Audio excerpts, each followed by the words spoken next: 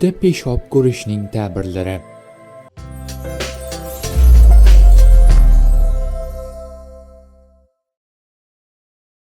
Tushdagi peshob avlod istalmagan narsa deb ta'bir qilinadi.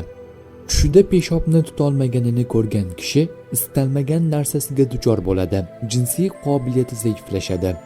Peshob chiqarayotganini ko'rgan kishi qiyinchiliklarga uchraydi, g'am kulfatga duchor bo'ladi.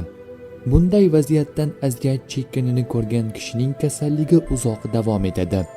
Noma'lum joyda bo'shanganini ko'rgan kishi bir ayol bilan yomon ish qiladi yoki uylanadi. Peshobidan najas chiqqanini ko'rgan kishi yaqin qarindoshi bilan zino qiladi. An-Nobulusining ta'biricha, u tushda halol bo'lmagan narsaga mol sarflashdir. Tushda siydikning ko'payishi, rizqning ko'payishi va qorindagi narsaning ketishiga dalildir. Siydikni ushlab turish ko'p ishda shoshilish va xatoga dalolat qiladi. Chunki siydik tutib turgan odam beqaror bo'ladi. Aytishlaricha, kim molning ustiga bavul qilsa, shu moldan zarar ko'radi.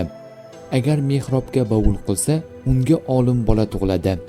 Kim yarmini bavul qilib, ba'zisini saqlab qolsa va boy bo'lsa, molning ba'zisi ketadi. Agar xafa holda bo'lsa, xafagarchilikka ketadi. Agar o'zi bilan birga boshqa ham bavul qilsa va ikkalasining siydiga aralashib ketsa, ikkisining o'rtasida aloqa va qarindoshlik paydo bo'ladi. Shuningdek, kim siydik tutib tursa, ayoliga g'azab qiladi. Agar unga siydigi kuch kelib bavul qilishga joy topa olmasa, ongida moli ko'payib, qo'ygani joy topa olmasligini bildiradi.